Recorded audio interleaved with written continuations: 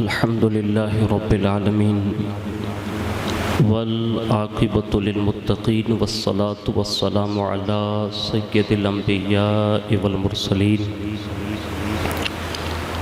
وعلى آله وأصحابه وأزواجه وذرياته وأهل بيته وابنه الغوث الأعظم الجيلاني ومعين الملة والدين وشيخ الإسلام والمسلمين أعلى الحضرة الإمام أحمد رضا وعلى عباد الله الصالحين أجمعين أما بعد فأعوذ بالله من الشيطان الرجيم بسم الله الرحمن الرحيم إن أول بيت وضع للناس للذي ببكة مباركة وهدى للمتقين وهدى للعالمين فيه آيات بينات مقام إبراهيم ومن دخله كان آمنا ولله على الناس حج البيت من استطاع إليه سبيلا ومن كفر فإن الله غني عن العالمين صدق الله العظيم وصدق رسوله النبي الأمين المختار الكريم ونحن على ذلك لمن الشاهدين والشاكرين والحمد لله رب العالمين۔ آئیے سب سے پہلے مذہب اہل سنت والجماعت یعنی کہ مسلک اعلیٰ حضرت کے قدیم دستور کے مطابق ہم سب کے آقا و مولا حضور سراپا نور سیدنا محمد الرسول اللہ صلی اللہ تعالیٰ علیہ وآلہ وسلم کی بارگاہ پر نور میں جی لگا کر درود پاک کی نظریں پیش فرمائیں۔ اللہم صلی وسلم وبارک علی سیدنا مولانا محمد النبی الامی الحبیب العلی القدر العظیم الجاہ وعلی آلہ واصحابہ وبارک وسلم۔ نبی اور آل نبی پر ایک بار اور محبت سے جے لگا کر درود شریف پڑھ لیں۔ اللہم صلی وسلم وبارک علی سیدنا مولانا محمد النبی الامی الحبیب العلی القدر العظیم الجاہ وعلی آلہ واصحابہ وبارک وسلم۔ حصول برکت و نجات کے لیے ایک بار اور درود شریف پیش کر لیں۔ اللہم صلی علی سیدنا مولانا محمد معدن الجود والکرم وعلی آلہ واصحابہ وبارک وسلم۔ صلاۃ و السلام علیک یا رسول اللہ صلی اللہ تعالیٰ علیہ وآلہ وسلم۔ اللہ رب العزت کا بے پناہ احسان عظیم ہے، اس رب قدیر نے ہمیں اور آپ کو اس ماہ مبارک کی دوسری جمعۃ المبارکہ میں حاضری کی سعادت عطا فرمائی۔ ہم اور آپ اچھی طرح جانتے ہیں کہ اس ماہ مبارک کا ایک عظیم الشان تعلق جو ہے ان ایاموں میں سے بھی ہے جسے حج کے ایام کہا جاتا ہے، یعنی شوال کا آخری اینڈ اور ماہ ذی القعدہ اور ذی الحجہ یہ تسلسل کے ساتھ حج کے مہینے کہے جاتے ہیں۔ اسلام میں حج یہ ان عظیم الشان 5 ارکان میں سے ایک عظیم رکن ہے جو اللہ رب العزت نے اپنے ان بندوں پر جن کو اللہ نے استطاعت دی ہے ان پر زندگی میں ایک بار فرض فرمایا۔ اس حوالے سے چند باتیں عرض کرنے کی سعادت حاصل کروں گا۔ حج جو ہے اسلام کا 5واں رکن ہے، یہ عبادت عمر بھر میں ایک مرتبہ فرض ہے۔ حج کا مطلب قصد اور زیارت ہے، مگر شریعت کی اصطلاح میں حج سے مراد وہ عبادت ہے جو مسلمان بیت اللہ اور میدان عرفات میں پہنچ کر مخصوص انداز میں کرتا ہے۔ چونکہ حج میں مسلمان بیت اللہ شریف کی زیارت کا ارادہ کرتا ہے اور اسی ارادے سے نکلتا ہے، اس لیے اس کو حج کہا جاتا ہے۔ حج کی فرضیت کے بارے میں اللہ رب العزت کا فرمان ہے، ارشاد باری تعالیٰ ہے کہ بلا شبہ سب سے پہلا گھر جو لوگوں کے لیے بنایا گیا جو مکہ میں ہے بڑا برکت والا اور سب جہان والوں کے لیے ہدایت کا مرکز ہے، اس میں کھلی نشانیاں ہیں، اور ان نشانیوں میں سے ایک نشانی مقام ابراہیم ہے، اور جو داخل ہوا اس میں وہ امن پا گیا، اور اللہ تعالیٰ نے ان لوگوں پر اس گھر کا حج فرض کر دیا ہے جو وہاں پہنچنے کی استطاعت رکھتے ہیں، اور جو کوئی اس کا انکار کرے تو بے شک اللہ تمام جہانوں سے بے نیاز ہے۔ ایک جگہ پر یوں ارشاد فرمایا، حج کے چند معلوم مہینے ہیں، تو جو شخص ان میں حج کی نیت کرے تو وہ دوران حج کوئی بے حیائی کی بات نہ کرے، اور نہ کوئی گناہ کرے، اور نہ کسی سے جھگڑے، اور تم جو نیک کام کرتے ہو اللہ اسے جانتا ہے، اور زاد راہ ساتھ لے کر جاؤ، سب سے بہتر زاد راہ تقویٰ ہے، اور عقل رکھنے والوں مجھ سے ڈرتے رہو۔ ان دو آیتوں میں اللہ رب العزت نے حج کی فرضیت کا جو ہے اعلان فرمایا۔ اب جن کو اللہ رب العزت نے یہ استطاعت دی ہے، ہر سال لوگ حج کرتے ہیں اور جاتے بھی ہیں، اللہ تعالیٰ سے بار بار دعا کرنی چاہیے کہ اللہ تعالیٰ ہمیں اور آپ کو بھی ان سعادتوں سے سرفراز فرمائیں۔ اس کے حوالے سے اللہ کے پیارے حبیب صلی اللہ علیہ وسلم نے مختلف عنوانات اور مختلف مواقع پر کچھ ارشادات بھی ارشاد فرمائے، جن میں سے ایک یہ ہے کہ ایک مرتبہ رسول اللہ صلی اللہ علیہ وسلم نے اپنے خطبے میں ارشاد فرمایا، اے لوگو تم پر حج فرض کیا گیا ہے، لہٰذا حج کرو۔ ایک آدمی نے عرض کی، یا رسول اللہ صلی اللہ علیہ وسلم کیا ہر سال حج کرنا فرض ہے؟ تو اللہ کے پیارے حبیب صلی اللہ علیہ وسلم نے کوئی جواب ارشاد نہ فرمایا، بلکہ حضور صلی اللہ علیہ وسلم خاموش ہو گئے۔ اس شخص نے 3 بار مسلسل یہی سوال کیا، کیا ہر سال حج فرض ہے؟ ہر سال حج فرض ہے؟ یہی وہ پوچھتا رہا، آپ نے تینوں بار کوئی جواب نہ ارشاد فرمایا۔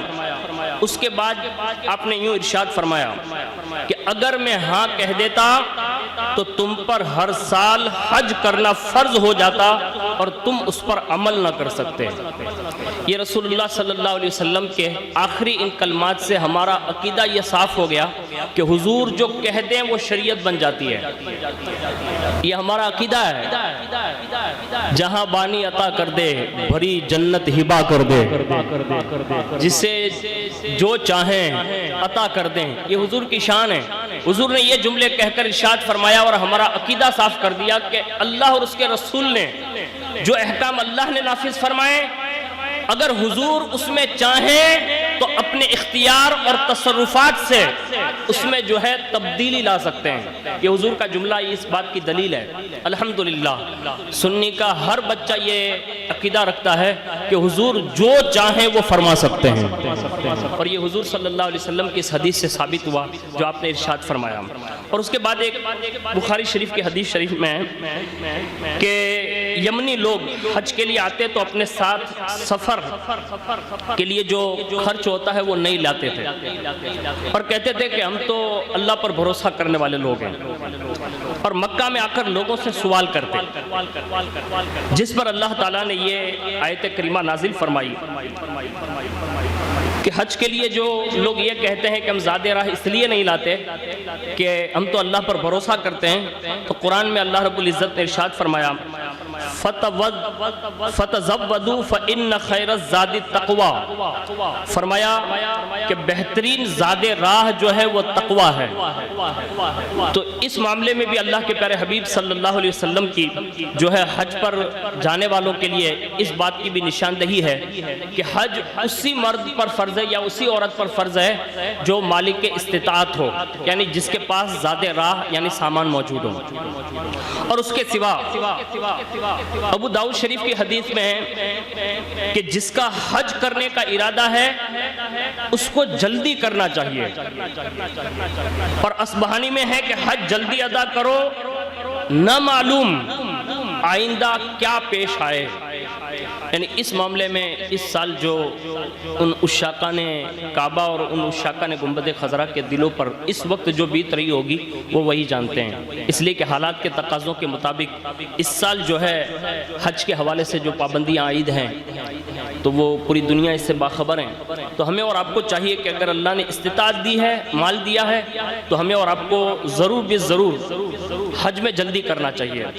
ہمارے یہاں یہ عام رواج ہے اور لوگوں میں ایک چرچا کا وشے بھی کبھی کبھی بنتا ہے جب لوگ اکٹھے ہوتے ہیں، تو یہ بات ابھر کر ہماری اور آپ کی زبان پر بھی آتی ہے. حالانکہ آدمی مالک کے استطاعت ہے، حج کر سکتا ہے، اس کے پاس فل فیسیلیٹی ہے، لیکن وہ مکان بنانے کی فکر میں ہے یا تو بچوں کی شادیوں کی فکر میں ہیں. اللہ کے پیارے حبیب صلی اللہ علیہ وسلم نے اس بات کو بھی لوگوں کے دلوں سے ہٹانے کے لیے 1450 سال پہلے ارشاد فرمایا، حج اور عمرہ کیا کرو، اللہ تمہیں غنی کر دے گا.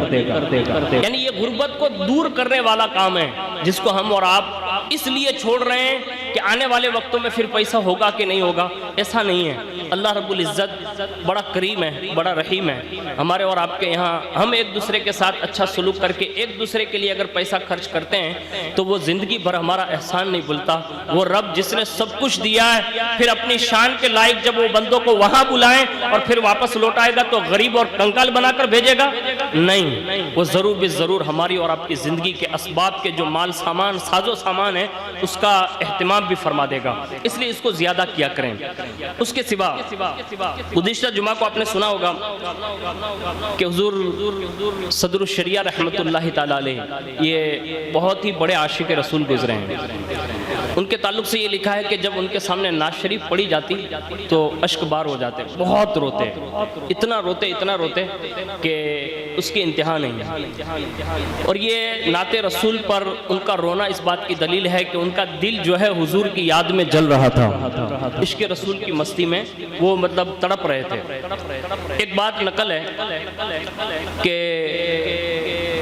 حضرت سیدنا صدر الشریعہ رحمۃ اللہ تعالی علیہ کے ایک خاص عزیز فرماتے ہیں، حضرت مولانا حافظ قاری محمد مصلح الدین صدیقی القادری رحمۃ اللہ تعالی علیہ. وہ فرماتے ہیں کہ صدر الشریعہ علیہ رحمت و رضوان کے ہمراہ مجھے ایک بار احمد آباد مدینۃ الاولیاء آنا نصیب ہوا.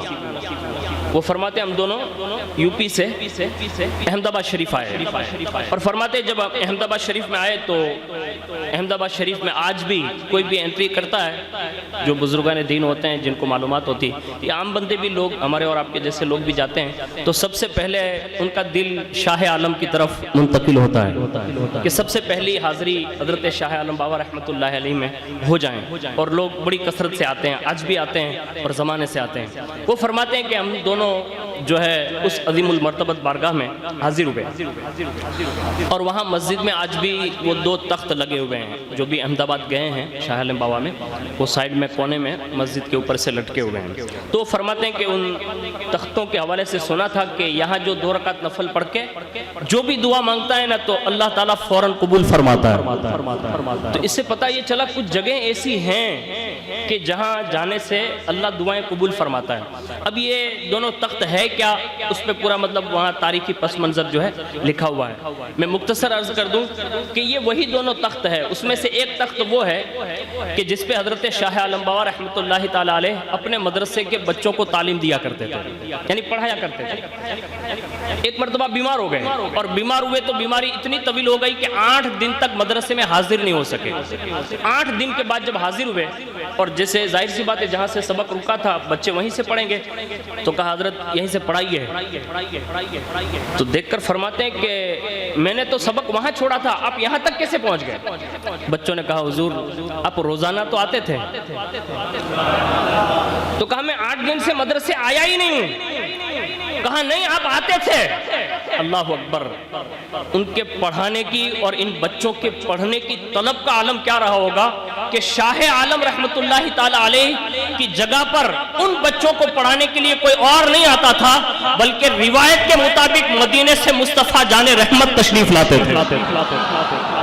اب ان کی تڑپ کتنی ہوگی.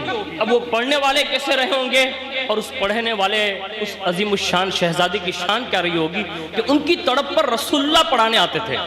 اب 8 دن تک جس کو رسول اللہ نے پڑھایا ہوگا ان طلبہ کی کیفیت کا عالم کیا ہوگا۔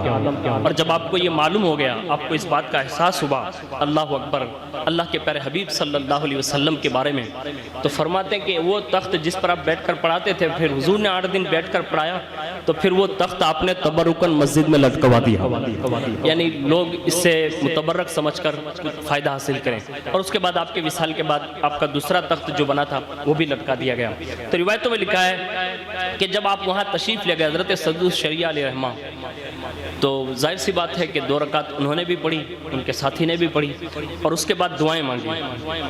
اب دیکھو میں حج کا بیان کر رہا ہوں نا، اب یہ بزرگوں سے ہمیں کچھ سیکھنا چاہیے۔ ہمارے چھوٹے چھوٹے بچے ہیں جن کو مدینہ شریف کا گنبد خضرا بھی دکھا دو نا تو ان کو معلوم ہی نہیں کہ یہ ہے کیا، یعنی لوگ اتنے بھولے پڑے اور اتنے بھولے اور بسرے پڑے ہوئے ہیں کہ ان کو دین کے معاملات میں کچھ معلوم نہیں ہے۔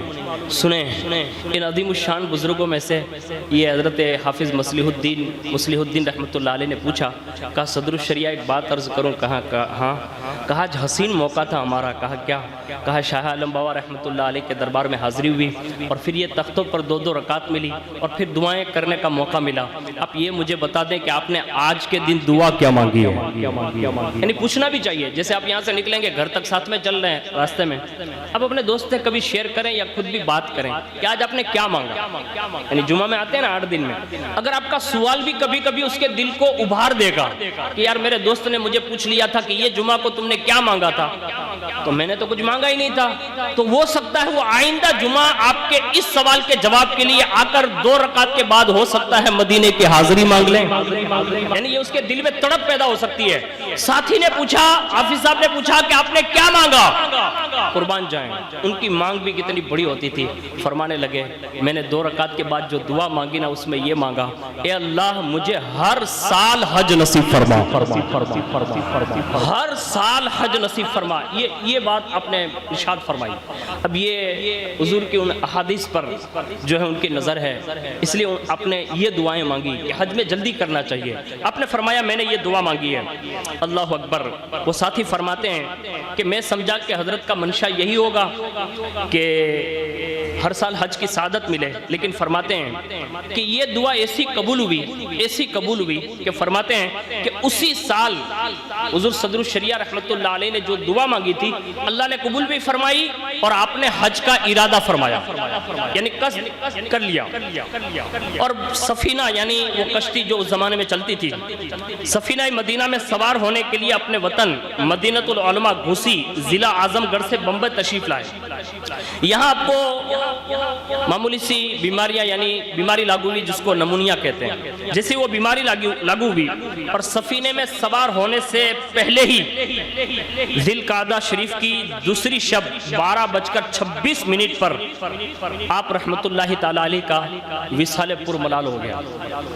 اور جب آپ حج کے ارادے سے بمبئی تک آئے تھے تو ظاہر سی بات ہے کہ یہ حج کے سفر میں تھے، اور آپ ہی اپنی کتاب بحر شریعت حصہ 6 میں صفحہ نمبر 5 پر حدیث پاک نقل فرماتے ہیں کہ جو حج کے لیے نکلا اور فوت ہو گیا تو قیامت تک کے لیے اس کے لیے حج کا ثواب لکھا جاتا ہے۔ پتہ یہ چلا انہوں نے جو دعا مانگی تھی نا، نکلے تھے حج کے لیے اسی سال، لیکن اللہ نے ان کی دعا ایسی قبول فرمائی کہ حج کے سفر کے دوران ہی وصال ہو گیا۔ تو اس حدیث کے تحت یہ کہا جا سکتا ہے کہ اس سال ہندوستان سے کوئی جائے یا نہ جائے، کسی کو ثواب ملے یا نہ ملے، لیکن ہمارا یقین ہے اس حدیث پر اور صدر الشریعہ کی اس مانگی ہوئی دعا پر کہ امت میں کسی کے حصے میں اس حج کا ثواب جو اس سال سب کو ملے گا، کسی کو ملے یا نہ ملے، صدر الشریعہ کو ضرور ملے گا۔ یہ اس حدیث کی دلیل ہے جو میں نے آپ کے سامنے پیش کر دی۔ آپ سے بھی عرض ہے، ماہ ذی القعدہ شریف چل رہا ہے اور اس ذی القعدہ میں آپ جو بھی دعا مانگیں گے اللہ تعالیٰ اس کی برکتیں آپ کو عطا فرمائے گا۔ آپ مدینے کی حاضری کی تڑپ کے لیے کوشش کریں، حج کے انتظامات کے لیے آپ جو ہے سامان اکٹھا کریں، ساتھ ساتھ میں حضور کی بارگاہ میں فریاد کریں۔ سینکڑوں لوگ ایسے افراد گزرے ہیں جو دنیا میں حج یا عمرہ کی نیت کرتے ہیں، قسم خدا کی اللہ اور اس کے رسول فوری طور پر ان کا انتظام فرما دیتے ہیں۔ اور یہ ہم نے سینکڑوں واقعات سنے ہیں کہ ہمارے یہاں الحمدللہ اونا کی سرزمین بڑی نورانی سرزمین ہے. ہمارے یہاں ہر تیسرے چوتھے پانچویں گھر پہ آپ جائیں گے تو ضرور حجاج کرام ملتے ہیں اور بڑی کثرت کے ساتھ لوگ یہاں سے سفر بھی کرتے ہیں. حج کی نیت کریں, دل میں ارادہ کریں, اور جب بھی آپ جمعہ میں آتے ہیں نا تو یہ جمعہ بھی جو ہے نا وہ بھی ایک طرح سے حج کی یاد دلاتا ہے. کیوں؟ اس لیے کہ جیسے امیر ہے تو ان کا حج تو وہی ہے جو سال میں ایک بار ہوتا ہے, اور ہم غربا کے لیے یہ جمعہ بھی حج کا درجہ رکھتا ہے. یعنی یہ ہمیں یاد دلاتا ہے, بار بار یاد دلاتا ہے. تو حضور کی یاد میں, اللہ اس کے رسول کے عشق میں ڈوب کر ہمیں اور آپ کو اس کا جو ہے انتظام کرنا چاہیے. اس کے لیے حضور صدر الشریعہ کی زندگی میں سے ایک بات عرض کرتا ہوں, اللہ مجھے بھی توفیق دیں. میں نے اس پہ تجربہ بھی کیا ہے, حالانکہ میری ایسی کوئی کیفیت یا استطاعت نہیں ہے کہ میں اس دربار تک حاضری دے سکوں, اتنا مطلب وسائل نہیں ہے. لیکن میں نے یہ باتیں اپنے بزرگوں سے سنی تھی, خاص کر کے امام عشق و محبت رحمۃ اللہ تعالیٰ علیہ فرماتے ہیں کہ درود رضویہ جس کو درود امی کہتے ہیں, یعنی صلی اللہ علی النبی الامی والہ صلی اللہ علیہ وسلم صلاۃ و سلام علیک یا رسول اللہ, یہ درود شریف اگر جمعہ کی نماز کے بعد اگر کوئی 100 مرتبہ پڑھ لیں, 100 مرتبہ پڑھتے وقت یہ نیت کریں تو حضور چند لمحوں میں یا چند ساعتوں میں یا چند ہفتوں میں ضرور مدینہ شریف جانے کے اسباب پیدا فرما دیں. یہ کنفرم ہے, اور یہ حضور صدر الشریعہ علیہ رحمت و رضوان نے خود ہی اس کا انتظام بھی فرمایا. اب بڑے محتمم تھے اس بات میں کہ اس کا خصوصی اہتمام فرماتے. فرمایا گیا ہے کہ آپ کی کتنی ہی مصروفیت کیوں نہ ہو, یعنی زندگی میں آپ نے جو کام کیے ہیں دنیا جانتی ہے, خاص کر کے آپ نے سنا ہوگا, آپ سن کے حیرت میں پڑ جائیں گے. آپ میں سے کتنے لوگ ایسے ہیں جنہوں نے کنز الایمان دیکھا ہے؟ کنز الایمان دیکھا ہے کسی نے؟ ہاتھ اٹھائیں ہیں ماشاءاللہ. قرآن شریف کا ترجمہ اعلیٰ حضرت کا لکھا ہوا. یہ کنز الایمان جو آج ہمارے اور آپ کے ہاتھوں تک جو پہنچا ہے نا, الحمدللہ یہ کسی کی برکتیں ہیں تو یہ بھی صدر الشریعہ کی برکتیں ہیں. اس زمانے میں جب وہابیوں نے, دیوبندیوں نے, اہل حدیث یا سلفیوں نے قرآن کے غلط ترجمے کیے اور باقاعدہ لوگوں کو گمراہ کرنے لگے, تو حضور صدر الشریعہ اس وقت اعلیٰ حضرت کی بارگاہ میں رہتے تھے, عریضہ پیش کیا, کہا حضور سب ترجمے کر کر کے لوگوں کو گمراہ کر رہے ہیں, سنیت کے لیے ایک قرآن کے ترجمے کی ضرورت ہے. اللہ اکبر. اعلیٰ حضرت رحمت اللہ تعالیٰ علیہ بھی اتنے مصروف تھے, لیکن جب یہ بات آئی نا کہ سنیت کے لیے قرآن کے ترجمے کی ضرورت ہے تو فرمایا امجد علی ایک کام کیا کرے. کہا کیا؟ کہا دوپہر کو قیلولہ کرتا ہوں 1-1.5 گھنٹے میں جو سوتا ہوں تھوڑا. کہا ہاں. کہا اس وقت میں آ جایا کرو اور اسی وقت جو ہے میں تمہیں اسی کیفیت میں قرآن کا ترجمہ جو ہے لکھواتا جاؤں گا. اللہ اکبر. ظاہر سی بات ہے قرآن ہاتھ میں ہو اور اس کے بعد مطلب لغت بھی ہاتھ میں ہو اور جو ترجمے لکھے جاتے ہیں, ہو سکتا ہے کہ کسی کو علم کا غرور آ جائے اور وہ قلم کبھی کبھی پھسل سکتا ہے, لیکن جس کا سینہ عشق رسول کا مدینہ ہو وہ لیٹے لیٹے بھی قرآن کا ترجمہ پڑھتا ہے نا تو ایسا لگتا ہے کہ صدیوں کی تفاسیر مل کر کنز الایمان جو ترجمے کی شکل میں حاضر ہو گیا ہے. اس انداز میں آپ نے فرمایا امجد علی میرے پاس دوپہر میں آ جایا کرو. اب فرماتے کہ میں روزانہ حاضر ہوتا تھا اور امام عشق و محبت رحمت اللہ علیہ میں جیسے وہ قرآن شریف پڑھتا آپ فوراً اس کا ترجمہ لکھواتے. اب یہ املا آپ خود فرماتے یعنی لکھتے بغیر دیکھے ہوئے آپ نے لکھا اور باقاعدہ پھر اصلاح کرواتے. اس انداز میں یہ کنز الایمان کئی دنوں میں جب مکمل ہوا, آج امت کے پاس جو یہ خزانہ موجود ہے نا, آپ یقین جانیں یہ بھی صاحب بہار شریعت حضرت امجد علی صدر الشریعہ رحمت اللہ تعالیٰ علیہ کی برکتیں ہیں. تو انہی کا تجربہ شدہ ہے کہ آپ کی اتنی مصروفیت ہونے کے باوجود بھی آپ نے ایک معمول بنا رکھا تھا آپ کی زندگی کا, فجر کی نماز کے بعد روزانہ قرآن شریف کا ایک پارہ تلاوت فرماتے, یعنی اس میں کبھی ناغہ نہیں فرماتے, اور اس کے بعد فرماتے ہیں کہ ایک حزب یعنی دلائل الخیرہ شریف کا ایک حصہ جو اس میں منزلیں ہیں ساتھ, تو آپ فرماتے ہیں کہ دلائل الخیرہ شریف اس میں کبھی ناغہ نہیں کرتا, اور فرماتے ہیں کہ جب بھی جمعۃ المبارک آتی یعنی جمعہ کا دن آتا, آپ فرماتے ہیں میری زندگی کا معمول رہا کہ میں نے ہر جمعۃ المبارکہ میں 100 بار رسول اللہ کے دربار میں درود و سلام پڑھے, یعنی درود رضویہ. اس کا آپ نے خود ہی ارشاد فرمایا اور آپ کے عملیات میں بھی یہ شامل ہے. آپ سے بھی عرض ہے اگر اللہ وقت دے, وقت میں برکتیں دے, ہمیں اور آپ کو بھی یہ تجربہ ان بزرگوں کی باتوں پر کرتے ہوئے ضرور کرنا چاہیے. وہ دن دور نہیں کہ انشاءاللہ ہماری اور آپ کی سب کی بھی مدینۃ الرسول کی حاضری نصیب ہوگی. السلام علیکم.